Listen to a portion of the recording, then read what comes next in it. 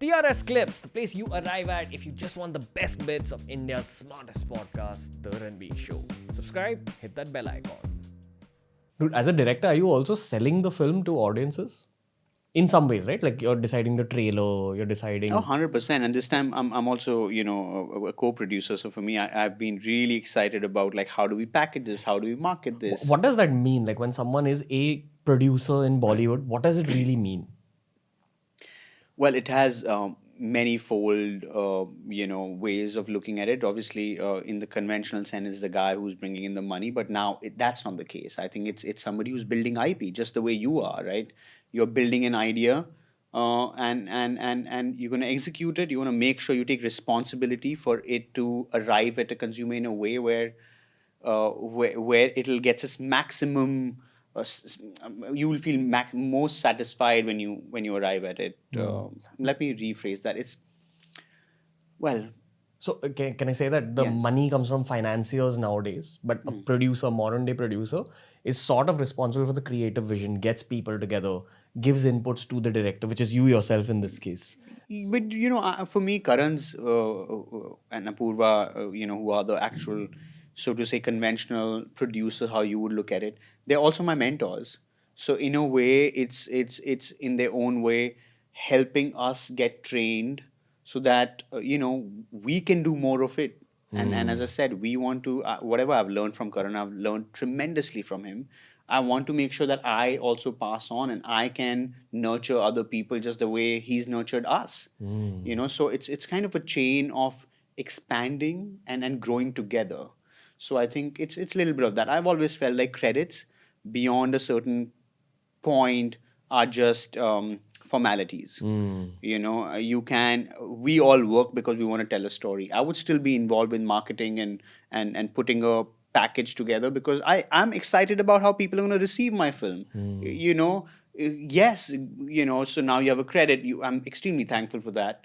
And being able to know that you have an ownership of what you've built. Yeah. Those are extremely rewarding and gratifying things.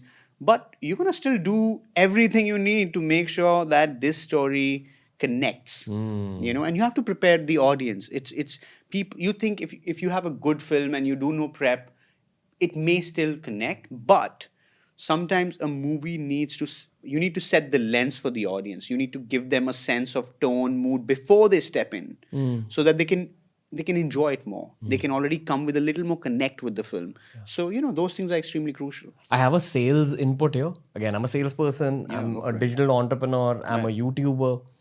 The way I look at selling a film from the outside, I feel like digital selling is at the forefront. Like you market through Instagram, you market through, say, Deepika's Instagram or Sid's Instagram or whoever, Ananya's Instagram. But there are deeper layers to it where, because of COVID, behaviors got accelerated. Absolutely. So now the average consumer, people who are listening to this podcast, people who are using social media, want to know about, say, the actors or the director in terms of who they are as people. Who are they behind the glitz and glam? Right. It's actually a selfish question to you. Yeah, go but for still, why have we not been able to get more actors on this show? Because personally, I feel like this show is a great medium to unleash modern day marketing. Right. But for some reason, we do struggle with like getting people on board easily. Like as in we have to chase them and all. I understand it's some old school machinery which is at play. But absolutely, how do I shift that?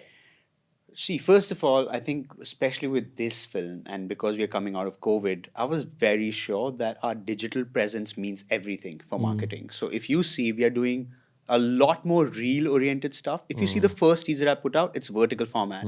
I did not put out a motion poster because everyone's doing it. And I was like, why motion poster if you can actually put the motion? Why are we doing this? So when we were going to do a title release, I worked with my team on a vertical teaser. Yeah.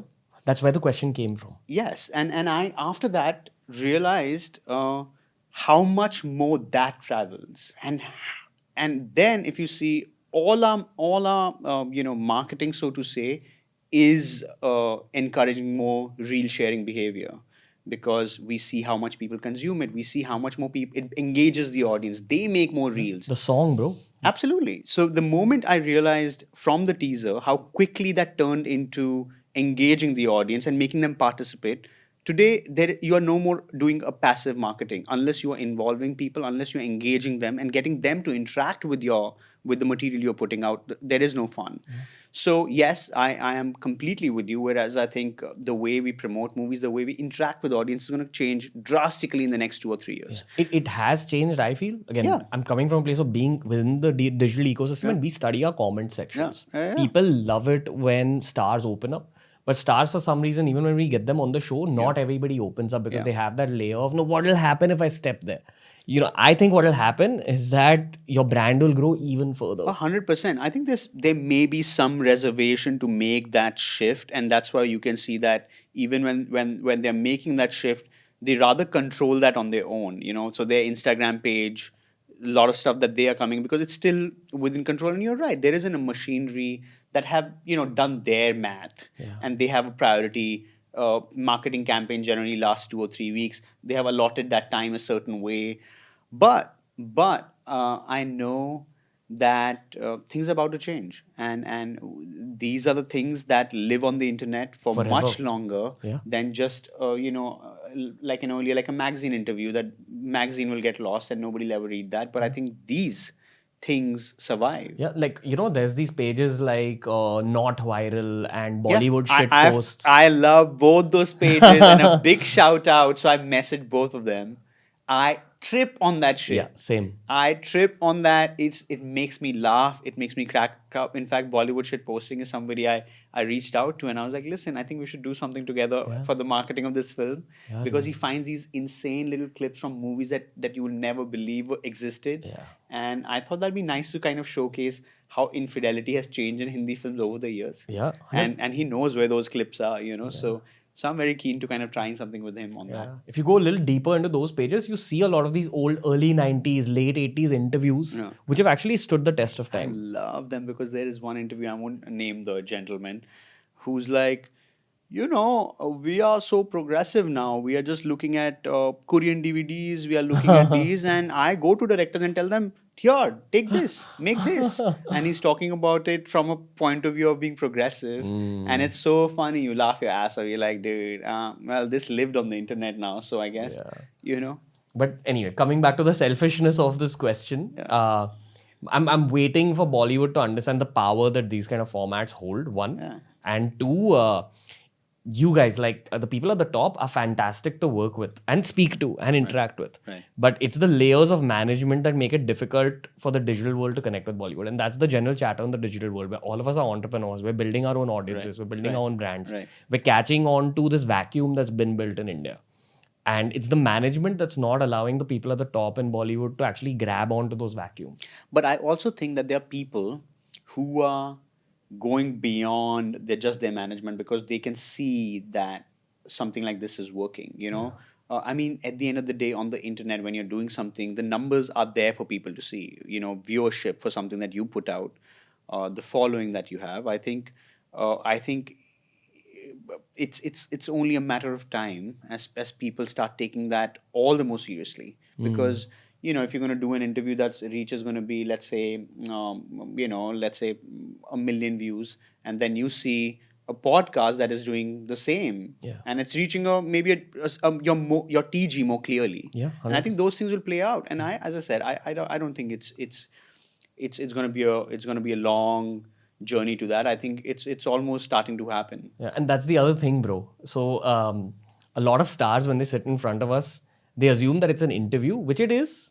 But a podcast is a two-way thing. It's a conversation. Yeah. So sometimes... It's so much better than an interview, because interview becomes same, boring, sometimes same questions, right? Same, sometimes offensive questions, dude. I'm not interested in offending you. If you were partying with me, I would want to sit and still just have this same conversation. Exactly. Yeah. And that's what I love about it. You and I don't have to do it on the mic. We can still do it outside. Yeah. And the thing is, now we are having this fun conversation, and hopefully there's still some takeaway from it. Yeah, 100%. No, trust me, there's deep takeaways, because every industry needs to evolve to really stay on top. And I'll give you one very upfront narrative about Bollywood in the digital space. Because of everything that happened in the last 2 years, be it the whole Sushant Singh case, be it general chatter, related to, say, narcotics or whatever, there has been a little negative vibe created in the youth of the country. this won't affect Bollywood business, Right. but it does affect Bollywood branding in the long term. And little young kids like 7, 8 years old, they'll think of looking at digital spaces as the actual heroic avenue. Like they interviewed kids in the US about what they want to be when they grew up. They want to be social influencers. Yeah, Absolutely. and it shifted from musician or Yeah. Hollywood Yeah. to this. Right. And I'm not like saying that this is where the world is going immediately. It'll happen in 10 to 20 years. But this is what I feel Bollywood needs to come out there and take its mask off. And there are some incredible human beings Right, out right, there. right. Be it Karan, be it Right. all the actors we named. Right. This conversation is showcasing off that. It's about who you are on the inside. What created a Shakun Batra? That's what people wish to know. Right. But it's sometimes so difficult for us being at that kind of, what's it called, line between digital and Bollywood.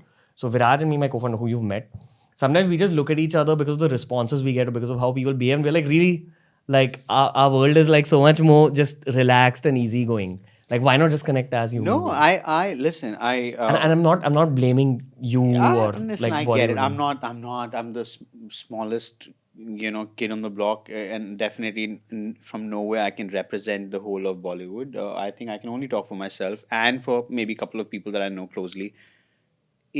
They are excited. It's changing.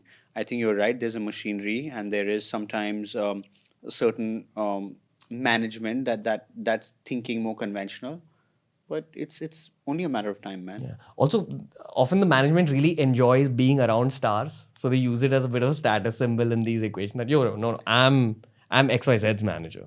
Yeah, I love. I have some very close friends who are also agents and managers. But I have to say, sometimes it's so funny because there is a very clear sense of power that's coming from the source, but you're not the source. You're just the channel. But it's funny because when you take that power so seriously that you feel you are powerful, that's when you look at that person and you're like, oh no. Yeah. If you just remove that one little equation, nothing holds. It all just goes back, And I feel power is a funny thing, just like fame. Yeah.